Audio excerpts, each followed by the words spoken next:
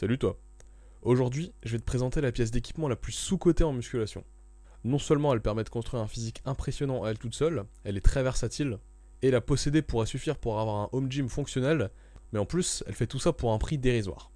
Je te parle bien sûr des anneaux. Alors que ces deux cercles en bois ne payent pas de mine, je t'assure qu'ils sont sûrement le meilleur outil pour te muscler chez toi et pour pas cher. Alors que très peu de salles en ont et que très peu de gens les utilisent. Ils sont vraiment super sous-cotés. Pour tenter de réparer cette injustice, je vais aujourd'hui te présenter tous leurs avantages et pourquoi ce serait bénéfique pour toi de les utiliser.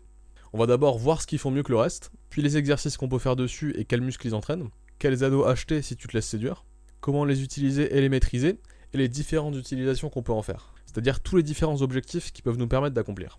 Si tout ça te paraît stylé, je t'invite avant de continuer à t'abonner et à partager la vidéo, pour m'aider à créer plus de contenu qui t'aide à te construire un bon physique. Merci bien et continuons sans plus tarder. Donc d'abord, pourquoi est-ce que je fais autant la louange à ces petits bouts de bois?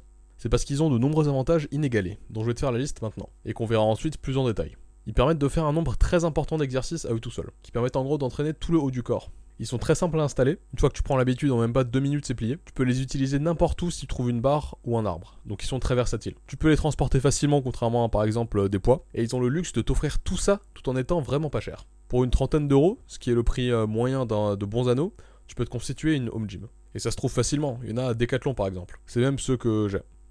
Hashtag no sponsor. C'est de très loin le meilleur rapport entre la valeur que tu peux en retirer pour ton entraînement et le prix. Bien mieux qu'une barre de traction ou des haltères pour moi. Je te conseille juste de prendre des anneaux en bois plutôt qu'en plastique pour avoir un meilleur grip. Pour quelques euros de plus, ça vaut vraiment le coup. Bon alors tout ça c'est très bien, mais concrètement, qu'est-ce qu'on peut faire avec? Passons maintenant à la présentation de quelques excellents exercices pour te montrer qu'on peut vraiment bien s'entraîner juste avec des anneaux. Et commençons par le plus évident, les tractions. Gros avantage des anneaux par rapport à la barre, c'est qu'on peut tourner les poignets au cours du mouvement. Et ça, non seulement ça permet d'être plus confortable si on a des problèmes aux poignets, mais ça ouvre aussi des possibilités inédites. Par exemple de passer de la prise pronation à la prise supination pendant la répétition, comme j'en avais parlé par exemple dans mon guide sur les tractions. Et outre ces hybrides de supination à pronation, de neutre à pronation, etc., on peut bien sûr faire tous les types de tractions. Donc pronation avec paume vers l'avant, supination avec paume vers soi et neutre entre les deux. Ce qui permet une variation supplémentaire par rapport à la barre simple droite qui permet pas de faire des tractions neutres. Donc tu le sais sûrement, mais les tractions travaillent excellemment bien le dos. Plus précisément le grand dorsal, aussi appelé le lat. Beaucoup d'autres muscles du dos comme les rhomboïdes ou les muscles ronds, surtout si tu écartes un petit peu plus les anneaux pour prendre une prise plus large. Et ça travaille aussi un petit peu les avant-bras et les biceps. Et surtout en prise supination les biceps. Et en autre mouvement que tu peux faire pour le dos sur les anneaux, tu as aussi les tractions australiennes, aussi appelées tirage inversé, qui sont un tirage horizontal qui permet de mieux mettre l'emphase sur les trapèzes et le haut du dos. Je te conseille de vraiment bien bouger tes omoplates au cours du mouvement, pour bien les étirer en bas et bien les contracter en haut. Pour les faire, tu peux soit positionner les anneaux plus proches du sol, soit utiliser quelque chose pour surélever tes pieds, si tu en as à ta disposition. Avec cette customisation possible de la hauteur, les anneaux ça ouvre vraiment la voie à plein d'exercices possibles. Et bien sûr, dans ce mouvement aussi, comme dans la plupart des autres exercices faits aux anneaux, ça permet aussi une rotation du poignet. Bon ok, les anneaux sont bien pour les tractions et pour le dos, ce qu'on aurait pu deviner puisqu'ils peuvent s'utiliser comme une barre finalement. Mais qu'est-ce qu'il peut faire d'autre? Figure-toi qu'ils sont aussi excellents, mais vraiment excellents, pour les exercices de poussée, qui visent pecs, épaules et triceps. On peut donc les utiliser pour faire des dips, un très bon exercice, qui est pourtant souvent inaccessible en home gym, puisque ça nécessite des barres parallèles. Et bien avec les anneaux, tu peux en faire. Par contre, c'est une variation un petit peu plus dure des dips, puisque c'est des dips aux anneaux, et que les anneaux sont plus instables que les barres parallèles. Mais cette variation est pas forcément moins bien. Aux barres ou aux anneaux, les dips restent vraiment excellents. Et ils permettent dans tous les cas d'étirer à fond les pecs et les épaules. Je te conseille d'aller le plus bas possible sans que ça te fasse mal pour stimuler au mieux l'hypertrophie. Mais bien sûr, augmente progressivement l'amplitude pour ne pas te blesser. Autre très bon exercice pour les pecs, tu peux faire des pompes aux anneaux. Et elles sont encore meilleures que celles classiques faites au sol, puisqu'elles permettent également de mieux étirer les pecs. Puisque t'es pas bloqué par le sol, tu peux aller bien bas. Et tu peux aussi faire des flies, où tu ouvres tes bras pour un étirement maximal. Mais attention, c'est un exercice très difficile et on peut vite se froisser les pecs si on y va trop vite. Donc soit vas-y très progressivement, n'étire pas les bras au maximum dès la première fois que tu essayes cet exercice. Ou alors tu peux faire un hybride entre les pompes et les flies, où tu écartes les bras plus que pour les pompes, mais moins que pour les flies. C'est vraiment cette liberté que j'adore avec les anneaux. Il y a une infinité de petits trucs qu'on peut ajuster pour avoir la meilleure variation vraiment adaptée à soi. Celle qui nous fait kiffer et nous permet d'aller à fond. Par exemple en modifiant la position des mains, la position des bras, la hauteur des anneaux, etc. Mais attention à pas tomber dans le piège d'entraîner que ton torse, donc les pecs et le dos. Ce qui peut créer un physique déséquilibré avec des bras disproportionnellement trop petits par rapport au torse. Et ça tombe bien, on peut aussi faire de très bons exercices aux anneaux pour les biceps et les triceps. Pour les triceps, on peut faire des mouvements analogues au skull crusher, mais inversés, des extensions triceps. En positionnant les anneaux plus bas, on descend en pliant principalement au niveau du coude. Puis en poussant au maximum avec l'avant-bras, en essayant de bouger les bras et les épaules le moins possible. À la remontée, ça permet de maximiser le recrutement des triceps par rapport à autre chose. Tu peux aussi faire tes dips avec un torse plus droit, pour mettre un petit peu plus l'emphase sur les triceps. ou prendre une prise plus resserrée pour tes pompes, mais ça reste quand même des exos surtout pour les pecs et les épaules. Donc inclure cet exercice spécifiquement pour les triceps peut vraiment te faire du bien. Ensuite pour les biceps, on va faire le mouvement inverse. Au lieu d'une extension du coude, on va faire une flexion du coude. Donc on va se relever à la force des biceps, juste avec les anneaux, ce qui est surprenamment très efficace pour les travailler. Tu peux aussi faire des pelican curls, où cette fois-ci les anneaux ils sont derrière toi, et tu vas une fois de plus remonter avec tes biceps. Ce qui les étire beaucoup et peut être vraiment très bon pour l'hypertrophie. Mais bien sûr, vas-y progressivement, je veux pas répéter ça pour chaque exo. Si t'as du mal à visualiser le truc, c'est un mouvement un petit peu analogue aux incline curls, mais juste avec le corps à la verticale. Ensuite, tu peux aussi très bien entraîner les abdos. Et ce, grâce à mon exercice préféré pour tout ce groupe musculaire.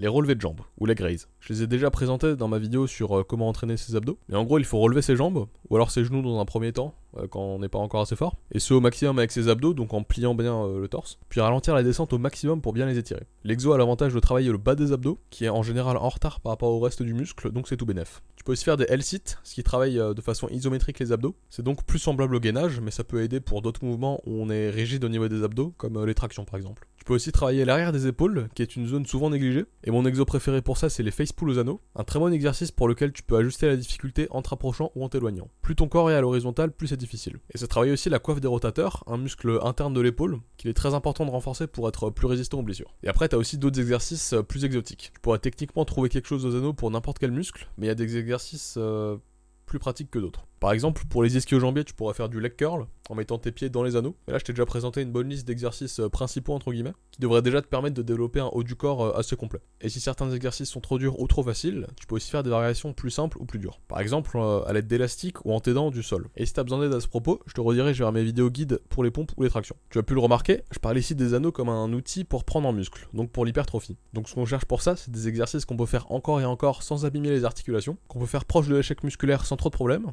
et avec une technique pas trop compliquée à apprendre. Mais pour t'aider à acquérir la stabilité nécessaire à tous les mouvements dont on vient de parler, tu peux faire des holds, donc un exercice où tu te tiens au-dessus des anneaux les bras tendus, et où tu dois juste tenir le plus longtemps possible. Ça développe vraiment ta force et ta stabilité au fil du temps, et sans ça tu risques de bien trembler sur quelques exercices comme les dips par exemple, ce qui pourrait te faire finir ta série prématurément avant que le muscle soit assez stimulé. Mais si c'est ce qui te motive, tu peux aussi utiliser les anneaux avec un but d'apprendre des skills dessus, donc des mouvements stylés. Moi c'est pas du tout mon objectif, donc je saurais pas trop te conseiller à ce propos, mais sache qu'on peut par exemple faire des muscle-up aux anneaux, des front ou des back levers, et des planches. Donc il y a vraiment de quoi faire si notre objectif c'est pas la prise de muscle. Comme tu le sais, les gymnastes les utilisent déjà très bien pour ça. Mais bien sûr, les anneaux n'ont pas que des avantages. Ils ont quelques petits défauts qu'il faut garder en tête, et dont il faut parler pour avoir une connaissance plus complète du sujet. Même si pour moi les avantages sont si grands qu'ils les compensent largement. Donc comme j'ai pu y faire allusion plus tôt, les mouvements aux anneaux sont plus difficiles que les mouvements au poids du corps, aux machines ou au poids libre. Et ce en grande partie à cause de leur instabilité. C'est pour ça qu'il faut au début développer son hold par exemple. Et pour ça je conseillerais pas les anneaux aux débutants complets. En tout cas pas exclusivement. Il faudrait peut-être d'abord développer sa force sur les pompes, les tractions, etc.